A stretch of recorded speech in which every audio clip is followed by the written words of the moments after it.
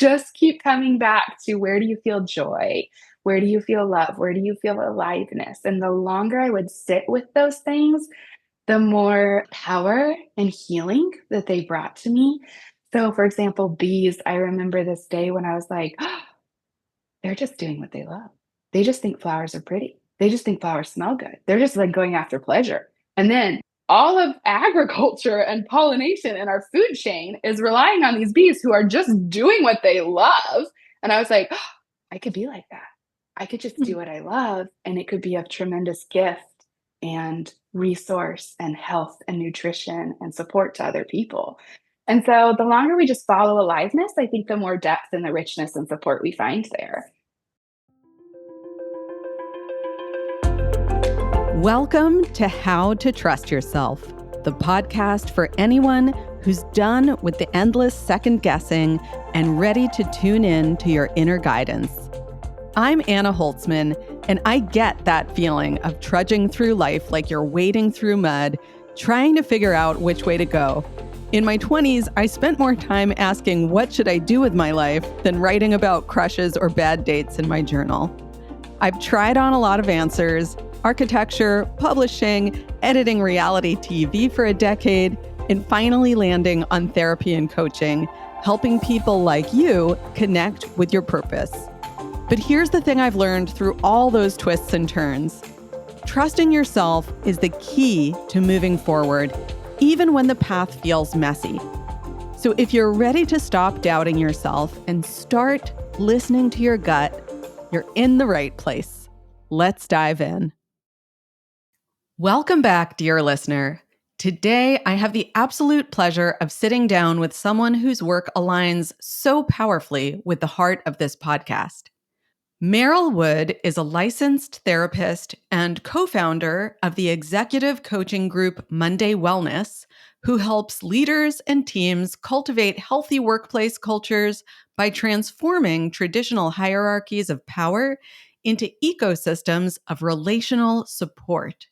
She's known for her ability to navigate difficult conversations with gentleness and to set boundaries with both warmth and clarity, skills that are so crucial, not just in leadership, but in every area of life.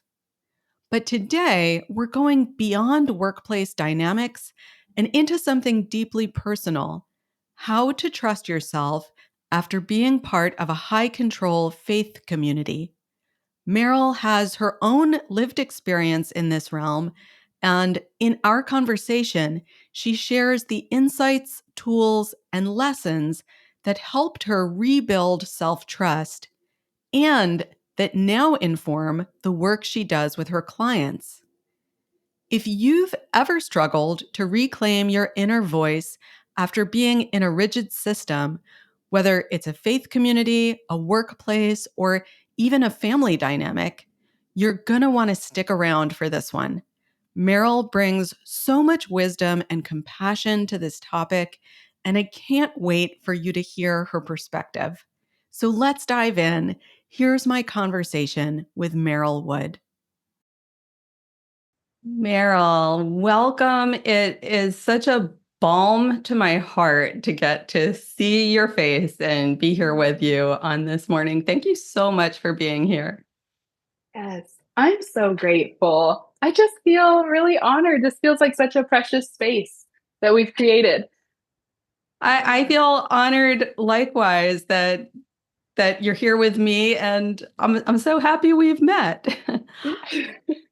Yes. So for those who haven't had the pleasure of meeting you yet, for the listeners, I'd love to just start off with the basics and have you share what it is that you do and who you help. I know you've got a whole variety of things that you do, and I would love for you to share whatever parts of that you'd like to share with this audience. Yeah, like you, I wear multiple hats. So I've been trained as a licensed psychotherapist, but I also co-founded an organization that's called Monday Wellness, and it provides intentional and relational workplace well-being solutions for organizations and teams. So sometimes that's executive coaching, it can be workshops or half-day intensives, it can be support around change management. but really just partnering with organizations that want healthy cultures, however that shows up. And yeah, whatever form it takes. A healthy work culture sounds so great, Merrill. I'm so happy that you're doing the work that you're doing. Having Yeah. worked in a variety of different office cultures before going out on my own, I and anyone listening who's ever worked at an office has experienced a really wide range. I feel that it's very universal. Like people like have a Yes. story or it rings a Yeah. memory up for them. Yes. Yeah. Yeah. Yeah. Yeah. Um, So you approached me through our professional and personal connection. You approached me with a topic that is so relevant to the theme of this podcast, which is how to trust yourself. And that topic is how to trust yourself after being part of a high control faith community. We're about to move into that topic. But I just want to briefly share for the listener, believe it or not, this topic and the work that Merrill does have plenty to do with each other and have plenty to do Yeah. with your life experience, dear listener, whatever that life experience happens to be, whether you've been part of a high control faith community or not. So I just wanted to preface that. But to orient us, can you share a little bit about what your personal experience is with high control faith community and how this experience may have shaped your desire to do the work you're doing now? Yeah. I have lived through a high control culture for a number of years. And the really simple answer is that the process of like untangling and organizing and trying to understand my own story is where I started to become really passionate about championing healthy cultures, like cultures of freedom and transparency and safety and belonging. And to your point about this being relevant to people who have been through high control cultures or high control faith communities, but also relevant to the humans listening. If you're human and listening, we're all seeking healthy culture, right? We're especially right now, and there's so much distress around us.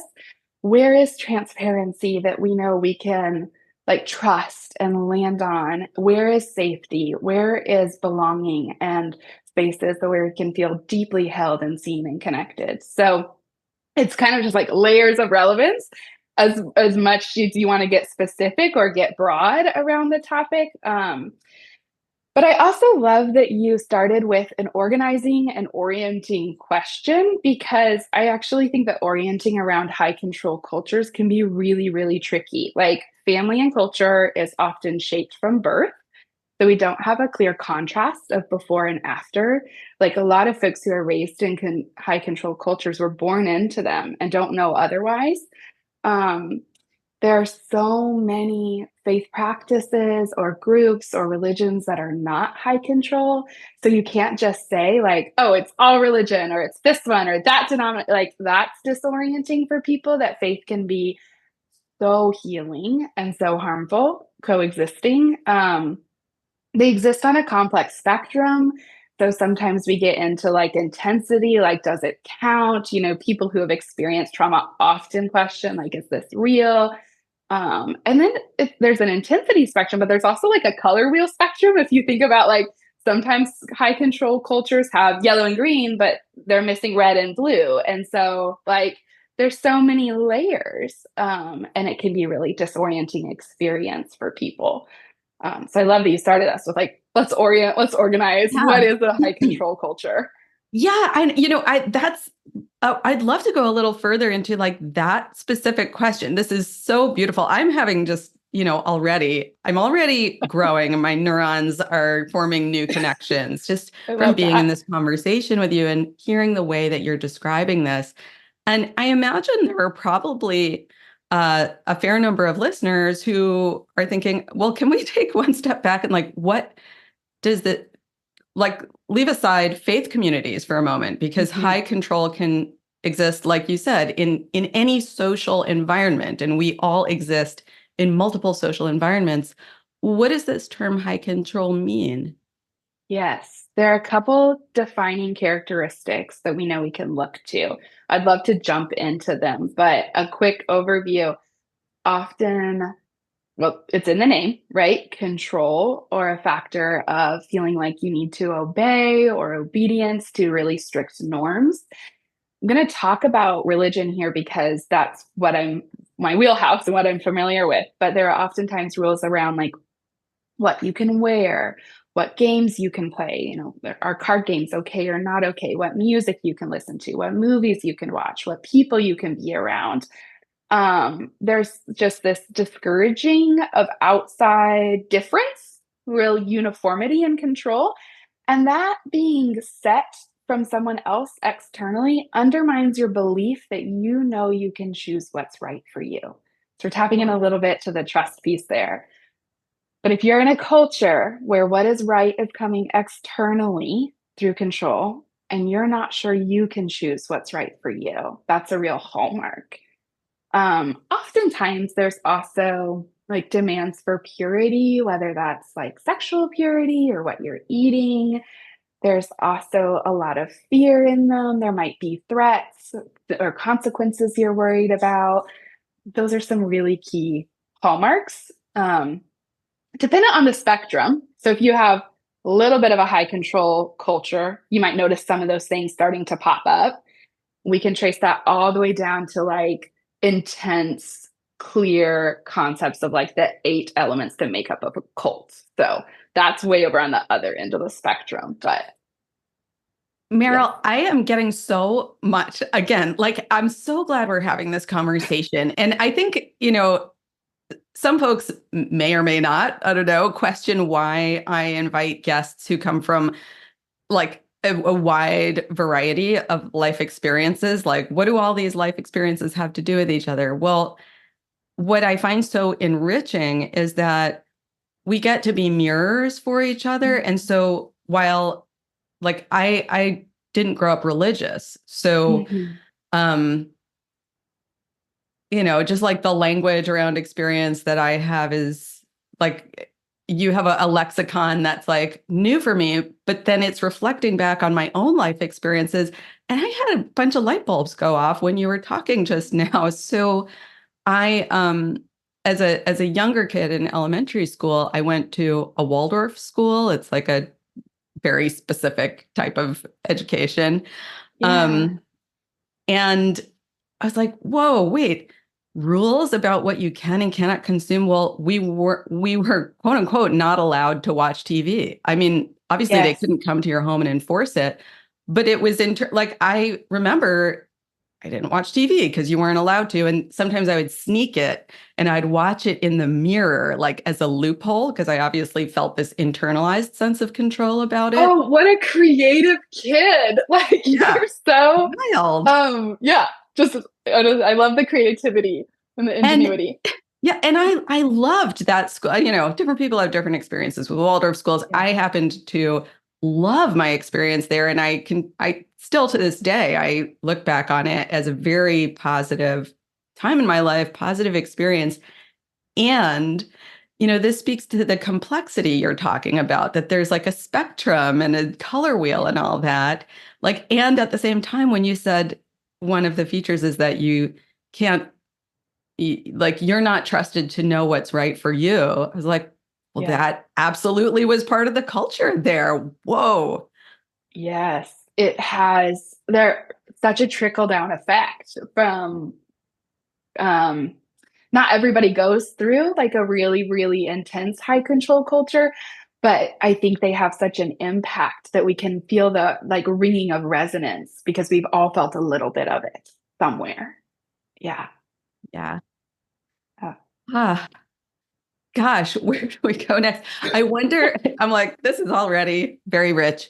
I wonder if there are, before we go into your kind of recovery of self-trust journey, I wonder if there are any specific bits and pieces or a story or two that you would want to share from your experience in a high control faith culture? Yeah, I think some of the pieces that feel really important about it are also the way that the link between having external control, undermining our own sense of trust, but the link to what you do, which is undermining our relationship to our bodies.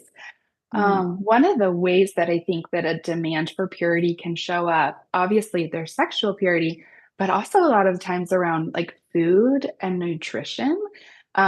Like we talk about food and nutrition broadly in our culture through this kind of like moral lens, right? Like Right. self-discipline, the right thing to eat, the wrong thing to eat, Mm. gluttony, laziness, right? Oh, like the good thing to eat, the evil thing to Yeah. eat. Oh my gosh, you're And right. Yeah. historically, there were even like a group called holy anorexics, like religion. Yeah, I'm gonna let you absorb that for a second, but Yeah. self-starvation as a way to like imitate the suffering of Jesus. Mhm. And we see that with sexuality as well. Like, can we restrict it? Can we abstain? Can we have less, do less? That feels like it can really interrupt that sense of self-trust to our body. Um, I think that's a lot of the place where you probably see the intersections where the healing comes in, is reconnecting the trust with our body. And I also want to name that when there's such an intense threat or such high standards, of course, it kind of interrupts our ability to trust ourselves. Like, Anna, you're a therapist, you've done so much training around this. How confident are you that you can be calm and regulate your nervous system when you need to? It's interesting. I'm going to go on a little Yeah, tangent as I tangent because first. but this relates. Because I just have to tell you what was going through my mind when you asked me that question was Merrill is talking about things that are frightening and that, can like put our body into a threat response. You just said the phrase intense threat. And I thought it's what's so interesting is that your tone of voice as you're talking about these things feels so safe and Mm, warm, connecting, and grounded. And that is something that is so key to a healing relationship that we are held by someone with whom, or like in a space in which we can explore things that have felt threatening within a container of safety. And so to answer your question, um, I am a human being like everyone else who has developed particular skills that I've, spent a lot of time with, possibly more than some other people just because it's what I yeah. do for work. So my nervous system can get triggered just as easily as anyone's can.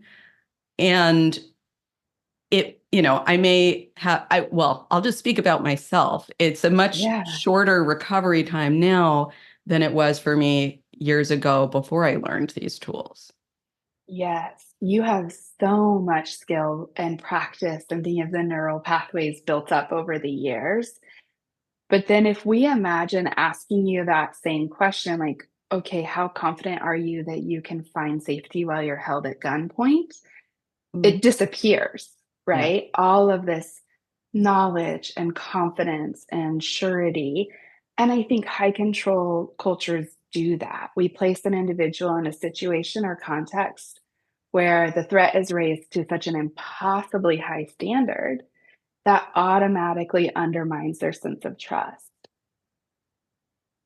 So there are things that you might be skilled at and know like the back of your hand. And then when you put hell on the line, it's like, oh my gosh, I don't know.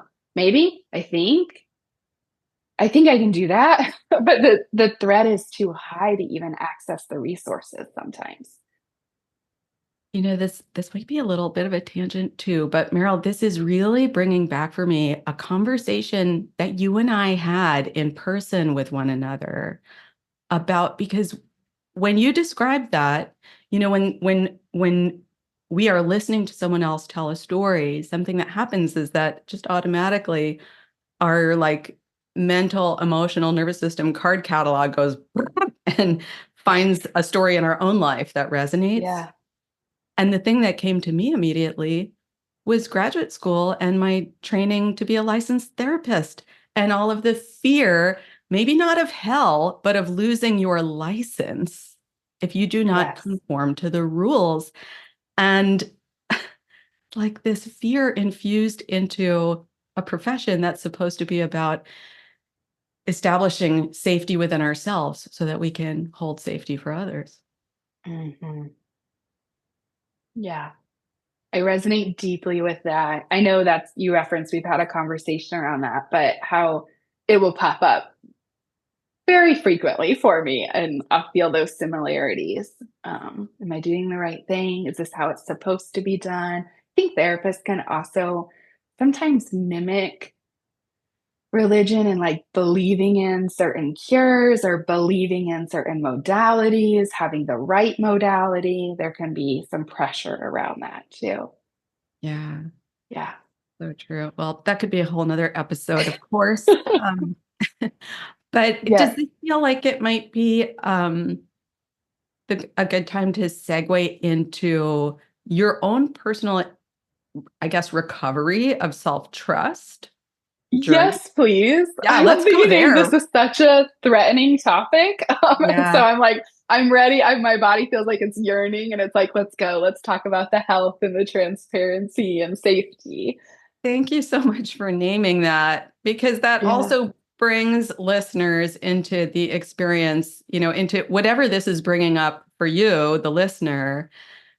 You may also be feeling that like that pressure in your body, that tightness in your body that these topics can bring up, and we do yearn for what's the way through. And so for Mm. you, what would you like to share about your recovery journey or however you would term it, whether it's a story about what brought you into your own journey to self-trust, if you want to talk about Mm. specific tools, techniques, or concepts that have been helpful to you in developing self-trust. Yes. I want to talk about four different kind of avenues because I think everybody has a different place to begin. So I want to offer some variety of ideas. But all of them have been really helpful for me. One of them is we just talked about the threat being so great for oftentimes in religion, that's the threat of hell or torture, damnation, literal death, right? And so the antidote for that for me was seeking aliveness. There is this incredible Black author, Alice Walker, and she writes, hard times require furious dancing. Each of us Mm. is proof. And I'm going to tear up because those are words that have held me for so many years to, in the hardest spaces, seek the aliveness. And so I found humor was really helpful. I would just gravitate towards what made me laugh. I would go to therapy because I wanted to seek how to have a really lovely and alive life that fit me. So I always recommend therapy as part of this journey. I am biased as a therapist. And then in my therapy, I had a tremendous therapist that kept pointing me back to what I loved. And so she would have me write down like, is it making cinnamon rolls, reading your book, and learning about bees. And just keep coming back to where do you feel joy? Where do you feel love? Where do you feel aliveness? And the longer I would sit with those things, the more like power and healing that they brought to me. So, for example, bees, I remember this day when I was like, they're just doing what they love. They just think flowers are pretty. They just think flowers smell good. They're just like going after pleasure. And then the whole world is determined like based like we all rely on them for our food. Like all of agriculture and pollination in our food chain is relying on these bees who are just doing what they love. And I was like, oh, I could be like that. I could just do what I love, and it could be of tremendous gift and resource and health and nutrition and support to other people. And so the longer we just follow aliveness, I think the more depth and the richness and support we find there. So that's the first one. Yes, I'm just noticing how your words and how you're saying them and the messages that they are transmitting are landing in my body and Mm. how my body is still feeling and aware of that bracing that comes with the control topic. And I'm just feeling these like waves of like sighing Mm. going through my body, feeling some shivers going down my spine. Yeah. Yeah. Like it's a really slow shift to more and more safety, one piece of release at a time. Yeah. Yeah. I also love that you named what was happening for you internally because that's the other thing that I found really held me was community and people who are willing to share their own what might be called like vulnerability or weakness or fears or tensions, right? Like being around people who dismantled perfectionism and control and instead just made space for not knowing, for questioning, for being where they are, for being in a slow process, for not having it together.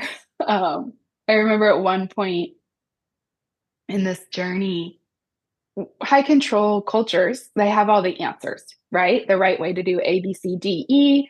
For religions, there's often answers around like, why are we here? What is our purpose? What happens after we die? All these huge uncertainties. And as I started to walk away and have to deconstruct and then rebuild, I had to face those uncertainties. Why am I here? What am I doing? What happens to me later? And I had to embrace, like, I just don't know, and find people who didn't know and were vulnerable and also scared and wondering and questioning. I think that's a source of power too. And what you just described for me was an analog to my experience of chronic pain recovery, which I'm going to describe with gesture, and I'll describe it for those who are listening and not watching. The journey from physical, emotional, and mental this, and I'm just like clenching Mm, both hands together into a fist, like a intertwined fists, from that into this, which is mm, like a flower opening, yes. which is vulnerable and exposed and alive and has Mm, breath and life in it. mhm, yes.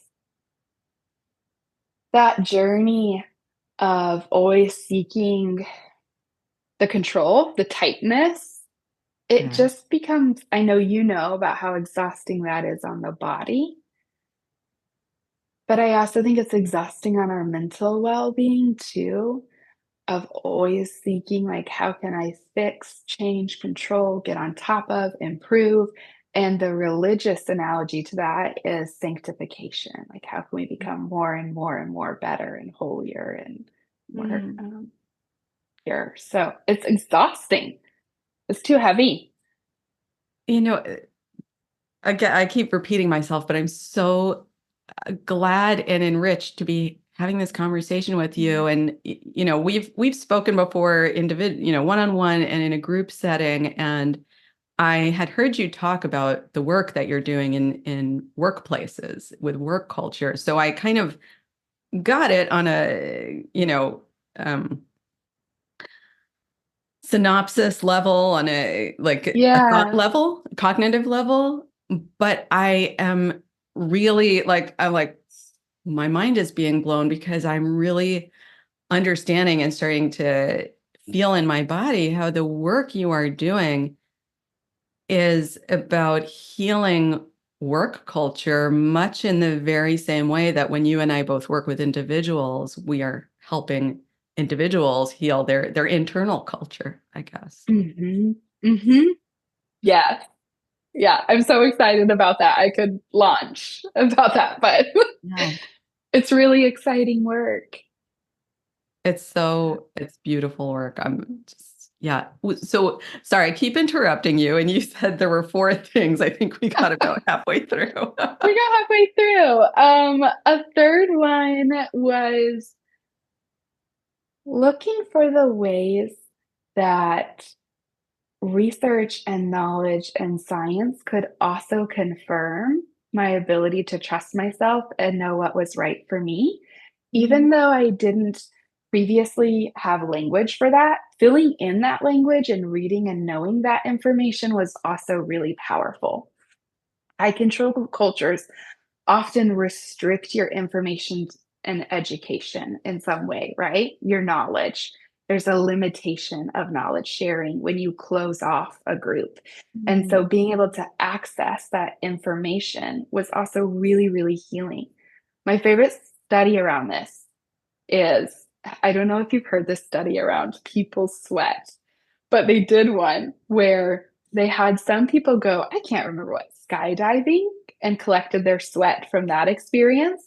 And then some people go exercise and collected their sweat from that experience. And then they had other people smell these like two vials of sweat, it's very gross, and did that under an functional MRI. And when compared to exercise sweat, people's fear processing centers light up when they smell the sweat from skydiving. You have systems inside of you that are recognizing threats all the time. Even if you can't name them, if you didn't read the research study, you can't point to it, it's still there. And so education and information like that piece of research told me I can trust myself when my nervous system tings off for some reason that I can't point to, like the smell of someone's sweat, there's still something real there. And understanding and learning about my body being wise and being intuitive and having information was so, so healing. So Mm. I recommend like as much as you're nervous, if you're coming out of a high control culture and you have curiosities or questions or you want to learn, as much as your nervous system can tolerate expanding into new areas of information, I just go. Like my whole heart wants to say, like, run for it. I started devouring books. I devoured books on like sex education that I didn't get, on stress response cycles, like on cultures, on business, on history. Like there's this sort of like reaching for information that can offer a lot of safety. Mm. I just couldn't help thinking how, wow, building and practicing and stretching that muscle of noticing what your body is sensing and honoring that is kind of like a revolutionary skill to build in a workplace or Yeah. in many workplaces. Yes, it is. It is because workplaces have that really potential for a powerful threat, right? What if I lose my job? What if I Right. lose my income? And so it does take bravery to be able to connect to yourself and lean Mm. towards aliveness. Just like so many wild stories are coming into my mind of like my years working in television and I won't take too much time on it, but just one in particular. There was a like a supervisor boss type person I worked with at one point, and I overheard them say about someone who is like more junior to me, so and so should be aware that they could lose their job at any time. Like, Oh, get me out of here. it's so stressful. Yeah. My first experience with that in the workplace, I was a therapist, and there was an expectation about how many clients we should see every week. Uh, And I asked for a shift in that. And the answer was like, no, you shouldn't need that. We don't understand why you can't handle this caseload. And I was like, but I can't, right? You feel so weak and so vulnerable and so embarrassed. And like, as a therapist, am I failing because I can't see a certain number of clients? And that was part of the job contract was like, you need to hit this productivity level or else. yeah. Very And I conducive thought, to the what are we therapeutic doing? environment. Not. No, no, no. And so there's the fourth component. Have we gotten there? No, right? Yes, you actually tapped into it. It's the reclaiming relationship with your body, Oh. knowing that you can feel your emotions and they will end, that you can metabolize them, that they have information of value to you. Maybe it's doing an intuitive eating practice and learning how to eat again after you've let go of rules about the right and wrong things to eat.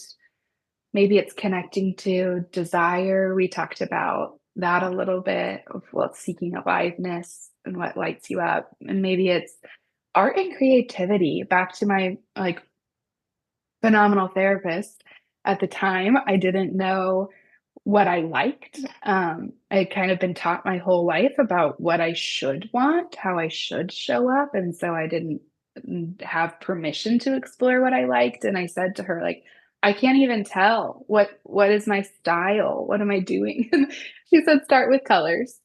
Do you like red? Do you like yellow? Uh, Do you like blue? Why do you like blue?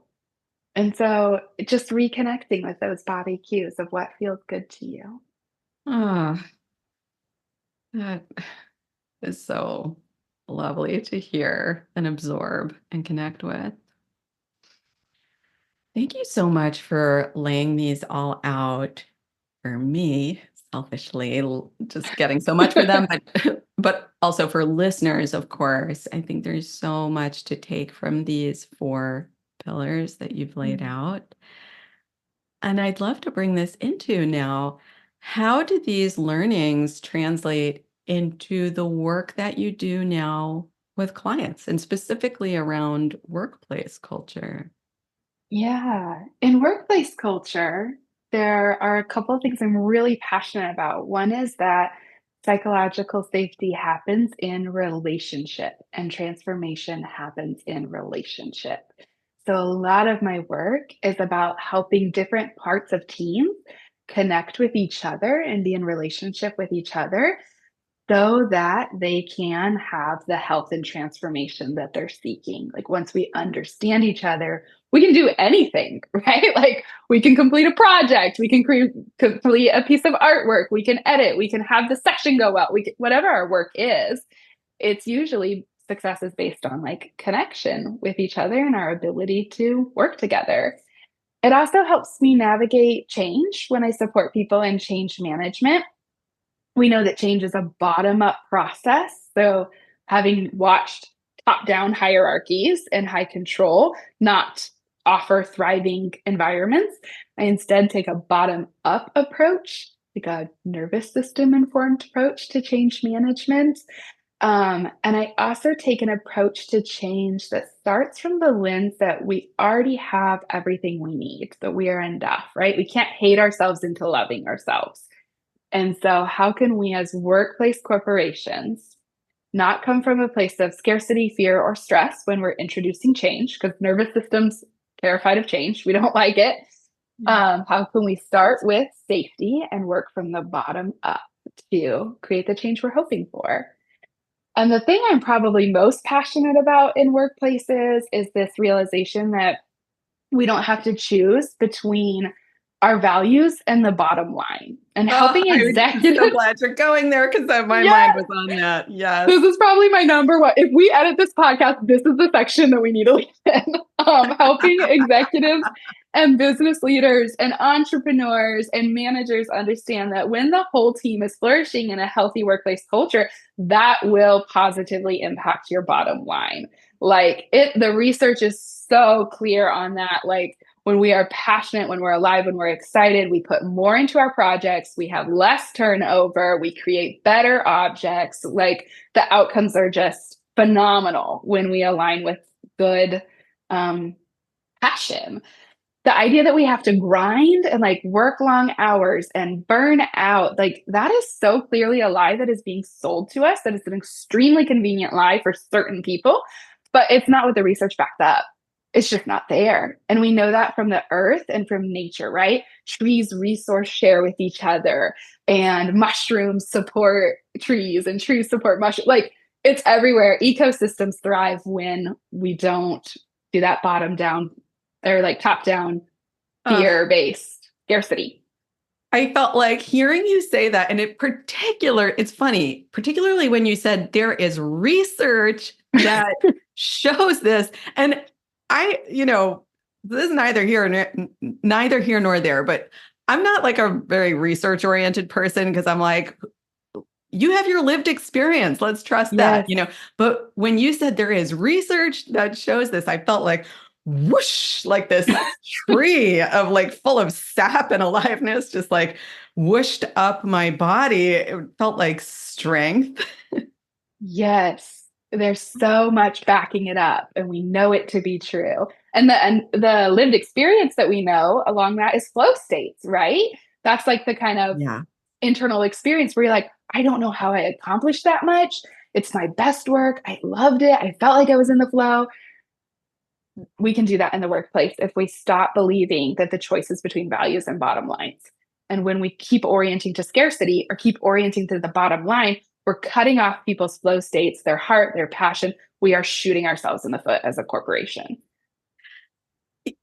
Thank you for this, Meryl. And I'm just going to reflect my experience as a listener in this conversation. I noticed hearing you say that, and especially the research part of it, that like we've all absorbed these stories, these belief systems we've kind of been exposed to. So I was like, whoa, there was a little one, but a small part of me that still sort of buys into like, well, but what if grinding yourself into the ground is what we all need to do to be good people and be productive? I was sort of surprised to notice that because I'm like, that is not part of my philosophy of life. But then hearing what you just said, it was like just alchemizing another layer of that belief that we've all picked up through experiences. And it, I just appreciate getting to hear you speak about this because you've delved so deeply into this particular area of life.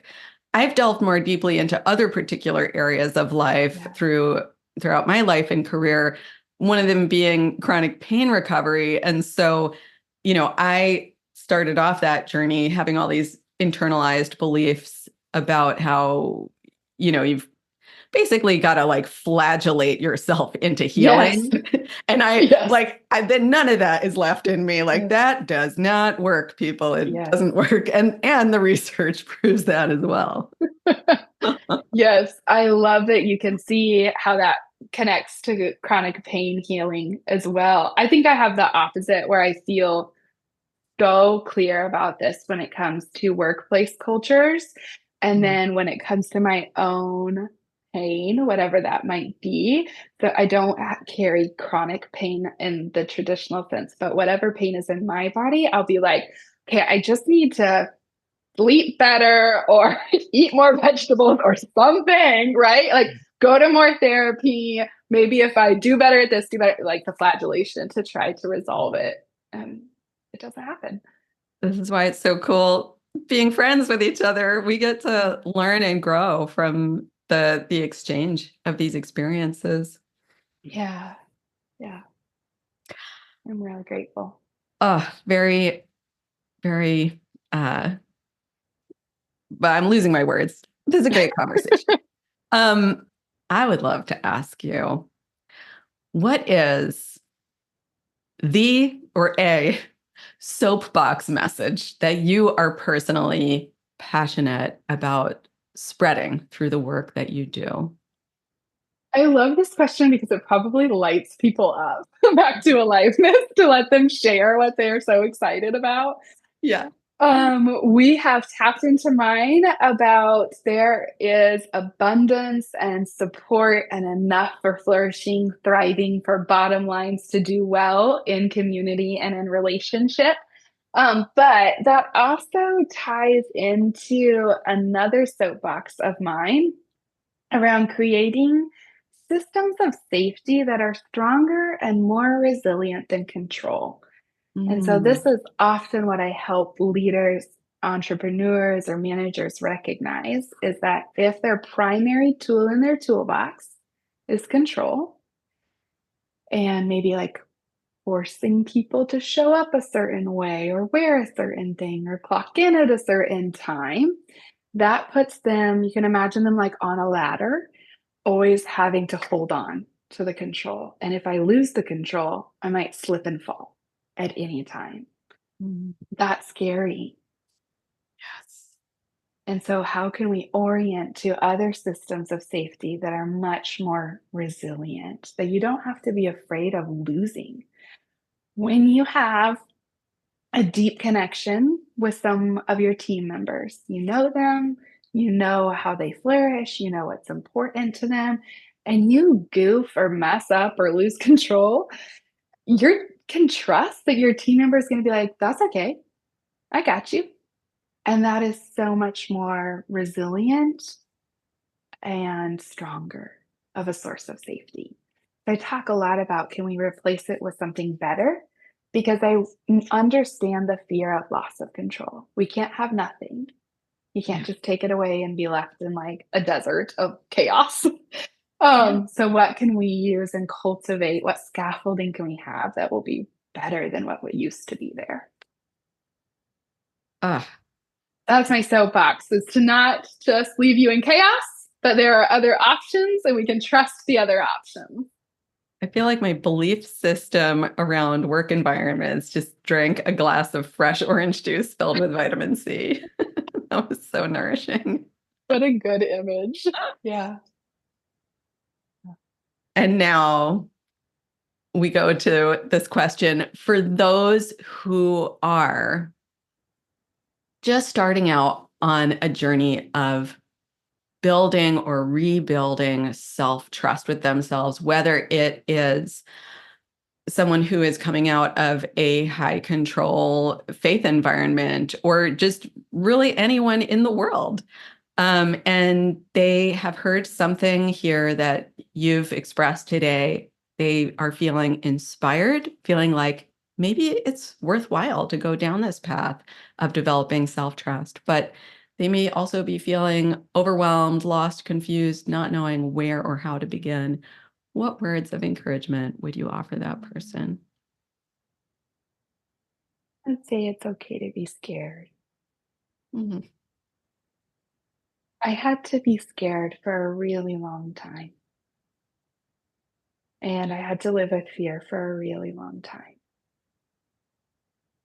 And that's okay. That doesn't mean you're doing it wrong. That brought tears to my eyes. What a relief to hear Yeah. that. What a relief. Thank you, Yeah. Meryl. And I love you.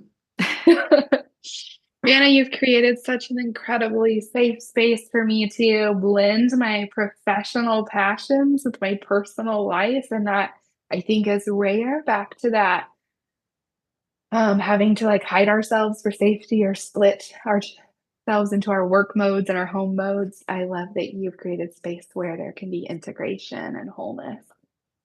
Um, um, I'm honored and really appreciative of what you are bringing to this space. Where can people find you? And what can they reach out to you for after hearing about the incredible, beautiful, thoughtful, just really needed work that you are doing? Yeah, you can find me at mondaywellness.com. I think your work days, your start of your week, your Mondays should be well. We should end some say scaries. You can find me at mondaywellness.com. You can find me on Instagram. It's underscore Monday Wellness and another underscore. You can reach out to me if you are an entrepreneur, an executive, or a leader who wants change in the way that your workplace culture feels or change in how you feel at work. If you want to change how you feel at work, we'll often do one-to-one collaboration. If you want your workplace to shift, we'll offer groups and workshops and help your community and your team access safe culture. So transparent, free, creative culture and work. And is it okay if I add that if you want to see that research-backed improvement in your bottom line, reach Yes, out to Meryl. yes. If you want to nerd out, I will send you the research on it. It's out there. We believe it. It's true. We've And if you studied want to see it. your bottom line go up. Yes, yes, Yes. 100%. Um, Merrill, this has been such a treat. I adore you. I adore the work you're doing. I'm so glad to know you and collaborate with you. And I can't wait to speak with you again soon. Thanks, Thanks for Anna. being here.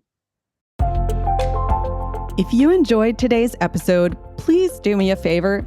Hit that follow button so you don't miss a thing and leave a rating or review. It helps more people find this show, and honestly, it makes my day. And if you're looking for more ways to trust yourself and start listening to that gut instinct of yours, come hang out with me on Instagram at Anna_Holtzman. Let's keep the conversation going. Thanks so much for listening, and until next time, trust yourself. You've got this.